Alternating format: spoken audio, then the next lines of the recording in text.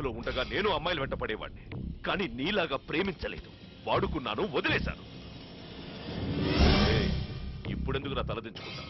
తలదించుకునే పని చేసేసావు, అయిపోయింది, వదిలే. ఇప్పుడు నువ్వు చెయ్యాల్సింది ఒకటే, ఆ అమ్మాయిని మర్చిపో.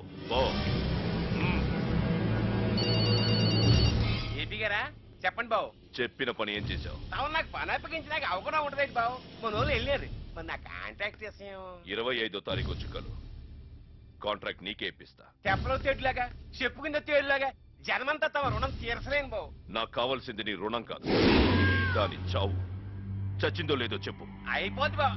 ఉండండి, ఎల్లుడు వచ్చేసినాడు. రే ఎల్లు పని ఏటైనదిరా, తొందరగా చెప్పు. జేపీ బాబు గారు లైన్ లో ఉన్నారు. పని అయిపోయింది. అయిపోయినదంట బావు, నేను చెప్పినాను గానా. సరే, ఉంటాను. అట్టగా బావు.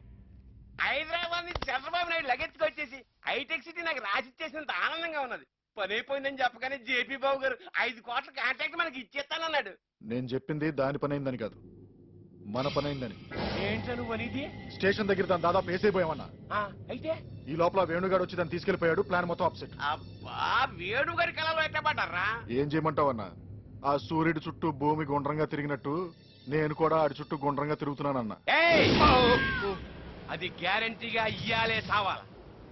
రే వేణు, దేశంలో 1,00,000 ప్రాణాలు చుట్టాయి. అవన్నీ మన ఇంటి దాకా తీసుకురాకూడదు. పైగా అమ్మాయి ప్రేమించింది అల్లాడపు మనిషి కాదు, జేపీ కొడుకుని. జేపీ వల్ల మనకి ప్రాబ్లం వస్తే ముందు ఆ అమ్మాయికి నా వల్ల వచ్చిన ప్రాబ్లం సాల్వ్ చేయని, ఆ తర్వాత ఏ ప్రాబ్లమ్స్ వచ్చినా ఎదుర్కొంటాను రా. అది కాదు వేణు నేను చెప్పేది.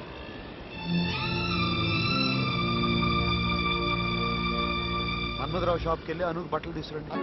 హాయ్ రే హాయ్ జామ్ పండు రోయ్, హాయ్ రే హాయ్ జామ్ పండు రోయ్, కళ్ళ ముందు కదులుతోంది రోయ్ ముద్దుగా. ఏ రూపురా, ఏ రంగురా, ఏ రూపురా, ఏ రంగురా, సొంతమైతే